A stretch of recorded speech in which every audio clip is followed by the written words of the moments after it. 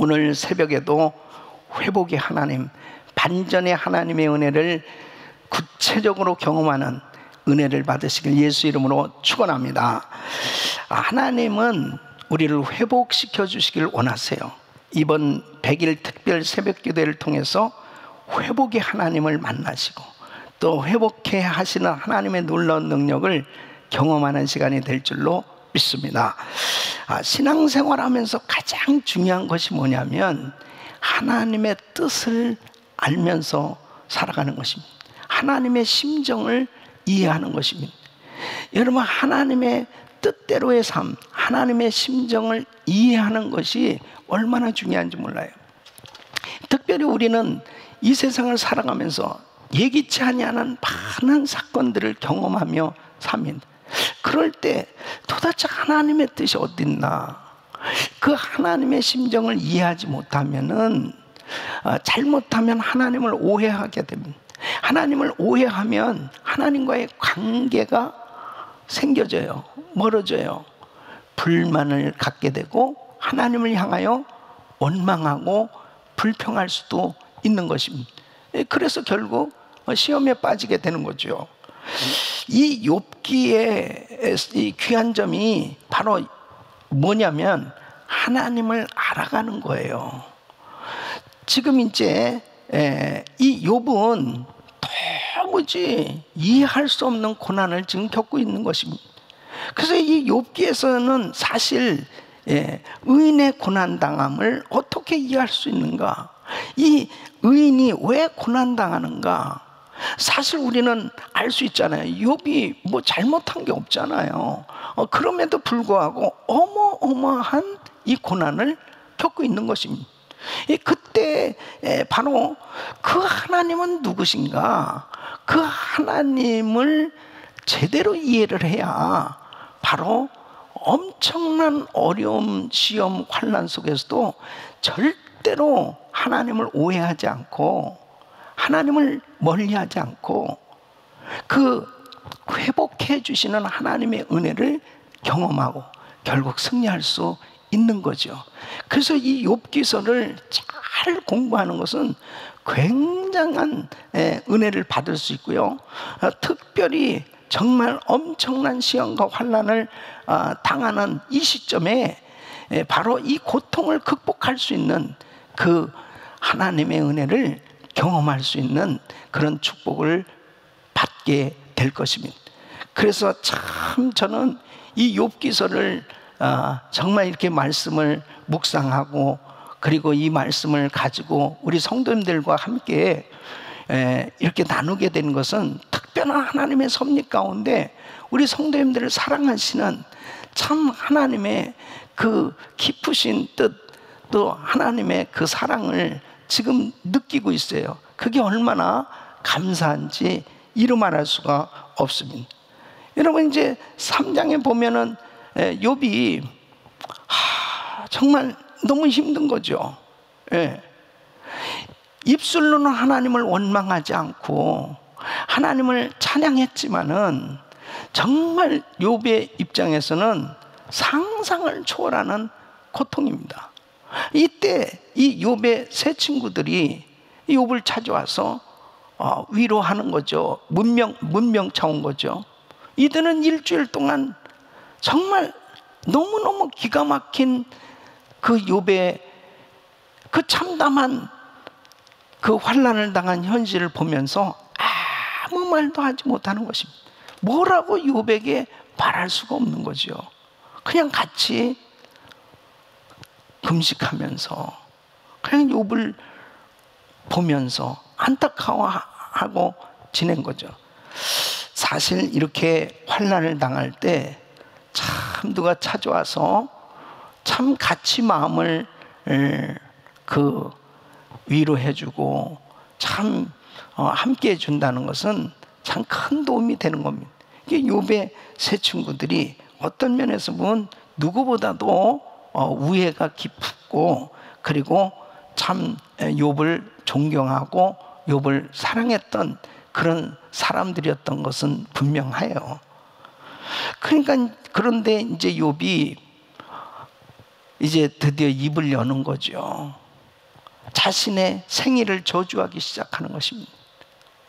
내가 차라리 안 태어났으면 좋을 뻔했는데, 아니 그냥 나다가 그냥 죽어버렸으면 그냥 좋은데, 그러면서 그동안에 입술로 하나님은 원망하지 않았지만 자신을 향해서 자신의 삶에 대해서는 저주하기 시작하는 겁니다. 너무너무 고통스러우니까 그 마음을 그냥 토로하기 시작한, 어떤 면에서는 그 친구들을 보는 순간에 그냥 인간적인 그런 자기의 마음에 그 안타까움이 다 쏟아져 나왔던 것 같습니다. 그 이야기를 듣다가 오늘 이 4절 말씀은 바로 세 친구 가운데 이 엘리바스라는 친구였습니다. 이 엘리바스가 이제 이렇게 뼈 있는 이야기를 하는 거예요. 7절 말씀 보면 생각하여 보라, 죄 없이 망한 자가 누구인가? 정직한 자의 끊어짐이 어디 있는가? 욥이 당한 비극의 원인은 죄 때문이 아닐까? 라고 충고하기 시작하는, 그런 8절 말씀, 내가 보건대 악을 밭갈고 독을 뿌리는 자는 그대로 거두나니. 아니 이런 재앙 겪는 거 결국 죄 때문이겠지. 아니 의롭게 사는 사람이 이러한 재앙을 받을 수 있겠어? 그러니까 17절 말씀 보면 사람이 어찌 하나님보다 의롭겠느냐, 사람이 어찌 그 창조하신 이보다 깨끗하겠느냐.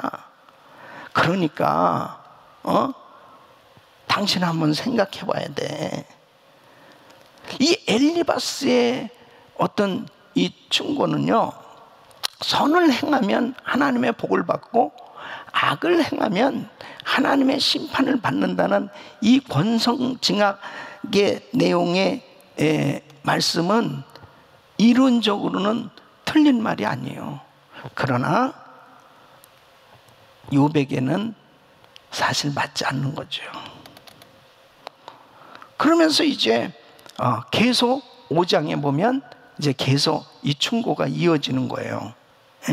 이제 그만 죄 짓고 하나님 앞에 회개하고 이제 하나님 앞에 매달려 보시오. 그래서 8절 말씀 보면 나라면 하나님을 찾겠고 내 일을 하나님께 의탁하리라. 또 15절에 보면 하나님은 가난한 자를 강한 자의 칼과 그 입에서 또한 그들의 손에서 구출하여 주시나니. 17절 보면 볼지어다 하나님께 징계받는 자에게는 복이 있나니 그런즉 너는 전능자의 징계를 업신여기지 말지니라. 이런 말씀은 사실 환난 당한 사람에게는 정말 꼭 필요한 말씀이죠. 그러니까 정말 하나님을 찾아야 되지 않겠어? 하나님 앞에 매달려야 되지 않겠어? 하나님 앞에 기도해야 되지 않겠어? 그러면 하나님이 도와주시지 않겠느냐? 너무 맞는 말씀이에요. 그런데 지금 욥에게는 사실 해당되지 않는 말씀이죠. 이 욥이 이 엘리바스의 이런 말을 들었을 때 참 욥 입장에서 얼마나 힘들었겠습니까? 지금 엘리바스는 욥 한번 가만히 한번 생각해봐. 지금 숨겨놓은 어떤 죄악이 있지 않나 한번 생각해봐. 그것 때문에 이런 재앙을 겪고 있는 것이 아닐까?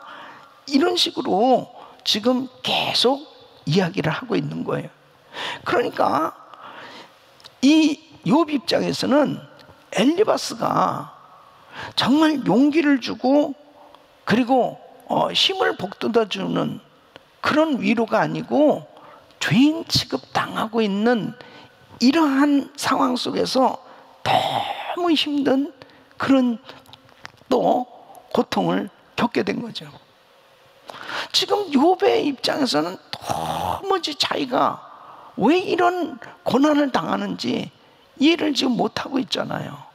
그런데 지금 이 엘리바스는 당신에게 죄가 있기 때문에 이런 일이 생겨지지 않았느냐라고 이야기를 하는 거예요. 여러분, 물론 어떤 죄 때문에 이러한 재앙이 올 수도 있어요. 근데 그 무조건적인 죄 때문이다 이렇게 결론을 내리고 이야기하기에는 상황이 다른 거죠. 많은 성도들 가운데서는 때로는 자기의 문제를 이렇게 드러내놓고 얘기하기 어려워하는 사람들이 있습니다.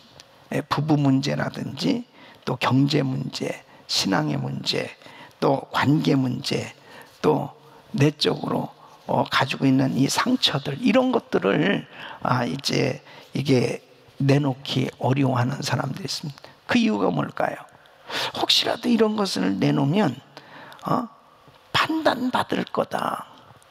당신이 이렇게 죄가 있기 때문에, 당신이 이렇게 잘못하고 있기 때문에 그런 어려움을 겪고 있지 않나 라고 업신여김을 당할까 봐 그런 부분들을 숨기는 그런 경우가 있을 거예요. 근데 중요한 것이 바로 뭐냐면, 지금 이 욥의 입장에서는 지금 엄청난 환난과 시험 속에서 고통을 받고 있고, 지금 이 세 친구들은 문병을 왔어요. 위로하기 위해서 왔는데, 지금 엘리바스가 욥에게 하는 이 충고 권면은 사실 욥에게는 안 맞는 거예요.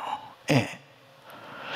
그러니까 요한복음 9장에 보면은 이제 예수님하고 제자들이 길을 가다가 소경된 자를 봅니다. 그때 2절에 보면은 제자들이 예수님에게 이렇게 물으면, 라삐요, 이 사람이 맹인으로 난 것이 누구의 죄 때문입니까? 자기 죄 때문입니까? 부모의 죄 때문입니까? 그러니까 사람들은 어떠한 이 문제가 있다, 질병을 가지고 있다 그러면 일단은 죄하고 연관을 시킵니다. 근데 우리 주님께서는 본인의 죄도 아니요, 부모의 죄 때문도 아니고 하나님의 영광을 위함이라 그랬거든요. 예. 그러니까 정말 이렇게 질병을 가진 사람을 보고 함부로 판단해서는 사실 안 되는 거예요. 예? 어떤 한 여자가 창녀로 살다가 회개하고 교회 생활을 하게 됩니다. 그러니까 이 교회 생활을 하면서 이게 자꾸 안 좋은 소문이 계속 나기 시작하는, 저 여자 과거에 안 좋은 생활을 했던 여자다, 이런 소문이 계속 나는. 결국은 자기의 그 불행했던 과거 때문에 이 여자는 자살을 하게 됩니다.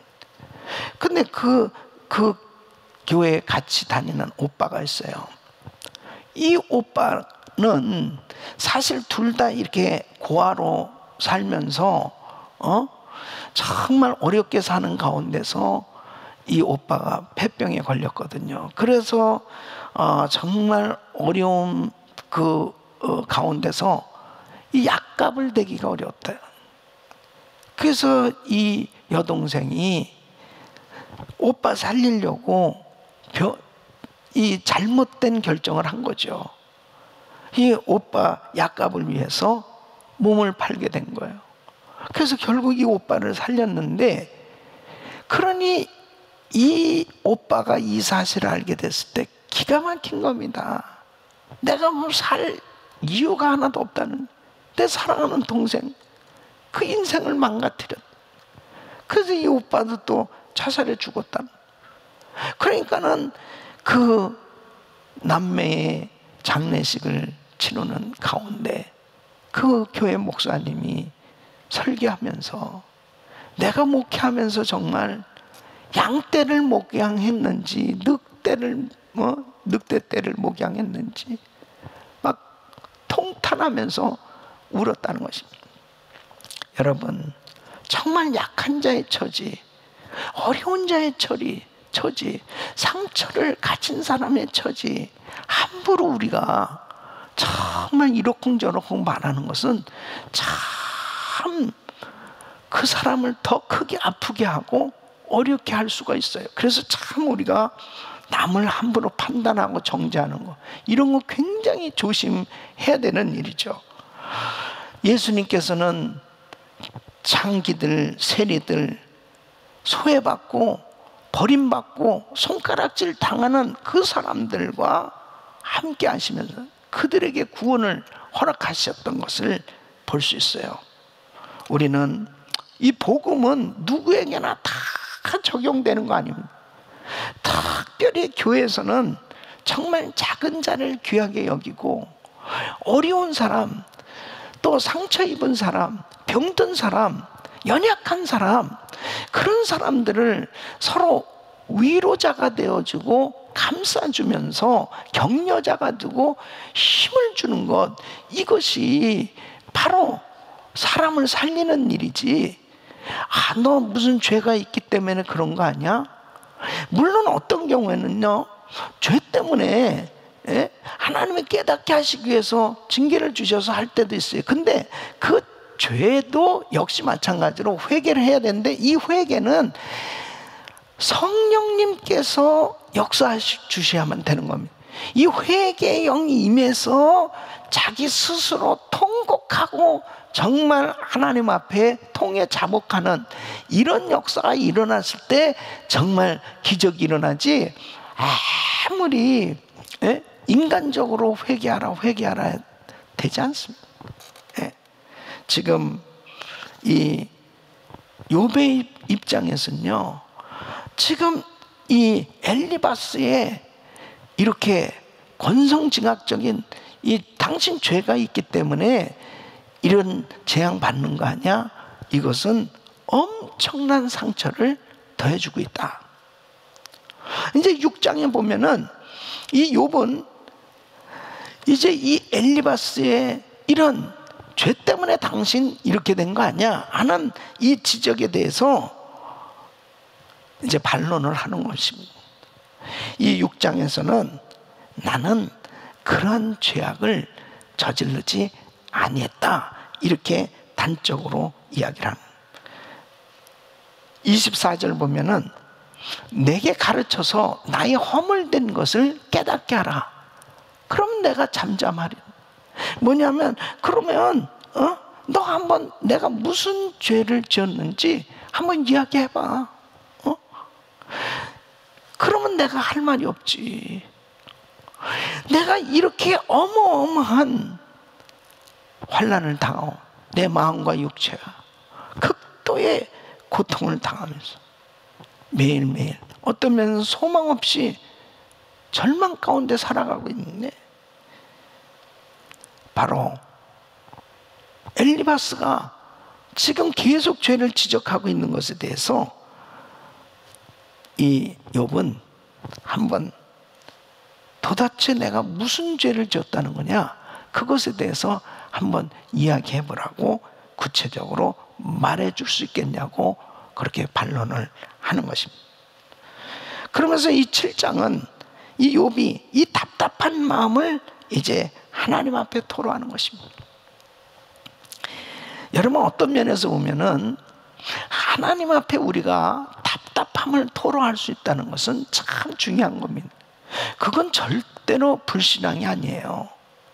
여러분, 어떤 면에서 보면 내가 사실 사람들한테 뭐 이러쿵저러쿵 막 나의 슬픈 마음, 미움, 좌절, 실망, 뭐 고통, 이런 것들을 다른 사람들에게 이렇게 나누는 거, 그거 사실 어떤 면에서 보면 불신앙적으로 계속 빠져버릴 수도 있어요. 잘못하면 시험에 빠질 수도 있고, 또 사람의 위로를 자꾸 받으려다 보니까 믿음 없는 말을 하면서 계속 그냥 쓸데없는 인간적인 말을 쏟아낼 때 아무 유익이 없습니다. 그런 건 아무 유익이 없어요. 그런데 욥처럼 어떤 면에서는 정말 하나님 앞에 자기의 이 엄청난 고통을 솔직하게 다 쏟아낼 수 있다면, 예? 그것은 유익이 되는 거예요. 그러니까 여러분, 우리가 신앙생활 하면서 주님은 나보다 더 잘 아시는 분이에요. 내가 무슨 생각하는 것까지도 다 알고 계시고요, 나의 과거와 현재와 미래까지 다 잘 알고 계신 분이 누구예요? 우리 주님이. 그러니까 우리 주님 앞에 내 감정을 나눌 수만 있다면, 내 생각과 내 감정을 다 주님 앞에 쏟아낼 수 있기를 예수 이름으로 축원합니다. 그게 기도란 말이에요. 그러니까 하나님 앞에, 하나님 너무 힘들어요, 하나님 너무 억울해요, 하나님 너무 속상해요, 하나님 너무 고통스러워요 하고 하나님 앞에 울면서 자기의 마음을 다 드러내는 이런 시간을 갖는 것은요, 참으로 유익한 것입니다. 이제 저는 오늘 여러분과 한 구절 같이 은혜 받고 싶은 게 욥기서 6장 10절 말씀입니다. 우리 같이 한번 읽어보겠습니다. 시작. 그러할지라도 내가 오히려 위로를 받고 그칠 줄 모르는 고통 가운데서도 기뻐하는 것은 내가 거룩하신 이의 말씀을 거역하지 아니하였습니다. 여러분, 죽을 지경 같은 이 고통 속에서 기뻐할 수 있는 사람이 있다면 참으로 위대한 인물입니다. 바로 그 사람이 욥이에요. 욥은 이런 신앙을 가진 것입니다. 예? 어떻게 이렇게 죽을 것만 같은 고통스러운 상황 속에서도 기뻐할 수 있는 신앙을 가질 수 있었을까? 바로 뭐예요? 오늘 말씀 보면 자기가 이렇게 고백하고 있잖아요. 내가 거룩하신 이의 10절분, 내가 거룩하신 이의 말씀을 어떻게 해요? 거역하지 아니하였습니다. 그러니까 하나님의 말씀에 대한 신앙, 이 말씀에 순종하는 신앙을 가진 거예요. 여러분, 욥도 그렇고 다윗도 그렇고 고난 가운데 승리했던 사람은 결국 말씀대로 순종하려고 몸부림친 겁니다. 욥이 어떻게 그 어마어마한 엄청난 상상할 수 없는 그런 환난과 고난 속에서도 입술로 원망하지 아니하고 하나님을 향하여 경배할 수 있었겠어요? 말씀이 있었기 때문입니다. 말씀을 가졌기 때문입니다. 말씀을 붙들었기 때문에. 그래서 시편 119편 56절 보면 내 소유는 이것이니 곧 주의 법도들을 지킨 것이니라. 또 119편 8절 말씀 보면 내가 주의 율례를 지키오리니 나를 아주 버리지 마옵소서. 또 119편 153절 보면 나의 고난을 보시고 나를 건지소서, 내가 주의 율법을 잊지 아니함이니이다. 그러니까 하나님의 말씀을 붙들고 있을 때 어떤 상황 속에서도 확신을 가지니까 승리할 수 있게 되는 겁니다. 그러나 사람이 자꾸 환경 바라보고요, 사람 눈치 보고 그렇게 되어지면 고난의 날, 이런 환난을 당하면 자꾸 불안해지는 것입니다. 그러니까 불안해서 안절부절하는 거예요. 예. 그러니까 결국 지나놓고 나서는 뭐예요? 말씀을 떠나는 거예요. 그러니까 지나놓고 나서는 허무한 거죠. 부끄러운 거죠. 그러나 말씀 붙들고 그 말씀에 순종하는 사람은 결국 그 말씀이 그를 이끈단 말이에요. 그 말씀의 능력이 그를 이끄니까 결국은 요동하지 않는 거예요. 그리고 그 말씀 가운데서 그 환난 가운데 죽을 지경의 고통 가운데서도 평안함을 유지할 수 있는. 저는 이번 코로나 바이러스 사태를 통해서 우리 성도님들이 아마 매일 집에만 있고요, 그리고 정말 직장도 못 나가고, 그렇게 뭐 우리 성도들이야말로 정말 열심히 일하고 열심히 신앙생활하고 얼마나 정말 바쁘게 그렇게 열심히 사는 분들입니까? 그런데 이거 뭐 아무것도 하지 못할 때 자칫 잘못하면요, 이 우울증이 올 수 있거든요. 불안한 마음이 계속 생겨지고, 그 다음에 어려운 그런 생각에 사로잡힐 수 있거든요. 이게 사단이 그때 틈타는 거예요. 그러니까 하나님의 말씀이 없으면 그냥 환경에 확 휩쓸리는 것입니다. 세상 뉴스에, 세상 사람들의 소리에 그냥 마음이 막 이리저리 막 휩쓸리는 거예요. 그러니까 그렇게 되어졌을 때 사단이 틈타고 역사하는 거예요. 저는 우리 성도님들이 매일 새벽마다 깨어서 이렇게 하나님의 말씀을 묵상하고, 새벽부터 하루 온종일 하나님 말씀 묵상하고 이 말씀 붙들고 기도할 때 이 말씀이 우리 성도님들을 붙들고 역사하실 줄로 믿습니다. 그때 죽을 지경의 고통 가운데서도 고통을 극복한 말씀의 능력이 우리 성도들 삶 속에 나타날 줄로 믿습니다. 여러분, 히브리서 4장 12절 말씀, 말씀은 살았고 운동력이 있어 좌우의 날선 어떤 것보다도 예리하여 혼과 영과 및 골수와 관절을 찔러 쪼개기까지 하는 능력의 말씀이 매일 새벽마다 우리 성도님들을 붙드시고 역사하시고 계신 줄로 믿습니다. 그래서 말씀은 무조건 순종해야 되는 거예요. 말씀은 왜 무조건 순종하냐? 말씀은 진리이기 때문입니다. 여러분, 요한복음 1장 1절, 태초에 말씀이 계신, 이 말씀이 하나님과 함께 계셨으니 이 말씀은 곧 하나님이세요. 예? 하나님의 말씀 진리예요. 요한복음 14장 6절 보면 예수께서 가라, 내가 곧 길이요 진리요 생명이니 나로 말미암지 않고는 아버지께로 올 자가 없느니.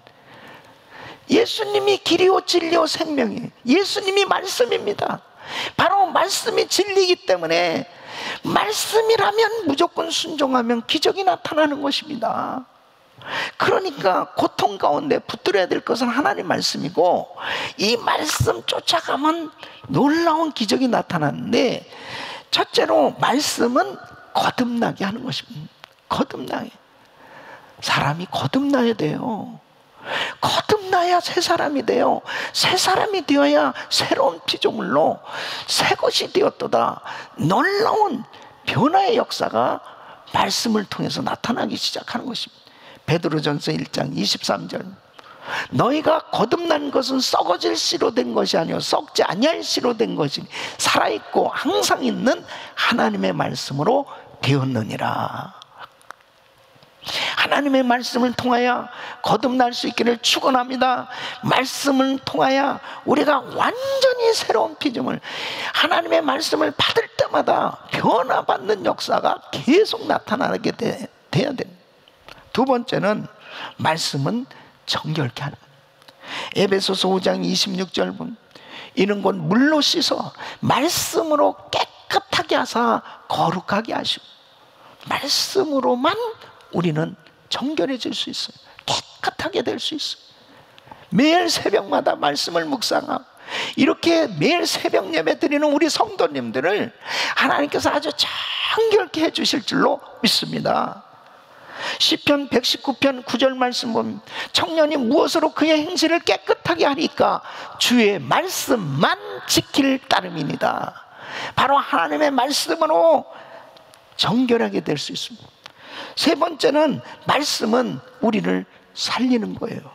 시편 119편 50절 말씀, 이 말씀은 나의 곤란 중의 위로라. 주의 말씀이 나를 살리셨기 때문이다. 하나님께서 말씀을 우리에게 보내서 말씀을 통해서 살리는 역사를 일으켜 주신 겁니다. 죽은 나사로에게 나사로야 나오라, 주님의 말씀이 들어가니까 그냥 살아나는 역사가 일어나는 겁니다. 이번 100일 특별 새벽 기도회를 통해서 매일 하나님의 말씀을 받을 때마다 우리 성도님들이 다 회복되는, 죽었던 것이 살아나는 놀라운 역사가 일어나게 될 줄로 믿습니다. 네 번째는 바로 말씀은 소망을 갖게 하는 것입니다. 소망. 에레미야서 15장 16절 말씀, 만군의 하나님 여호와시여 나는 주의 이름으로 일컬음을 받는 자라. 내가 주의 말씀을 얻어먹었사오니 주의 말씀은 내게 기쁨과 내 마음의 즐거움이다. 그러니까 그 극한 환난과 시험 가운데도 하나님 말씀 먹으니까, 하나님 말씀 받으니까 소망이 생겨지는 거예요. 소망이 생겨지니까 그 마음에 기쁨이 생겨지는 겁니다. 여러분, 소망이 없으면 기쁨이 없어요. 아마 이 코로나 바이러스 사태가 계속 진행된다고 생각하면 무슨 소망이 없으면요 그냥 불안에 떨 거예요. 이 또한 지나가리라. 결국 하나님께서 다 지나가게 해주시고 다 소멸케 해주시고 하나님께서 우리의 기도를 들으시고 역사하실 그 분명한 응답을 우리는 소망하기 때문에 이런 환난 가운데서도 담대할 수 있고 기쁨을 갖게 된 줄로 믿습니다. 우리 사랑하는 성도 여러분, 말씀이 능력이에요. 바로 이 욥이 이렇게 내가 다 죽을 것 같은 고통 가운데서 기뻐할 것은 내가 거룩하신 이의 말씀, 이 말씀을 거역지 아니하였습니다.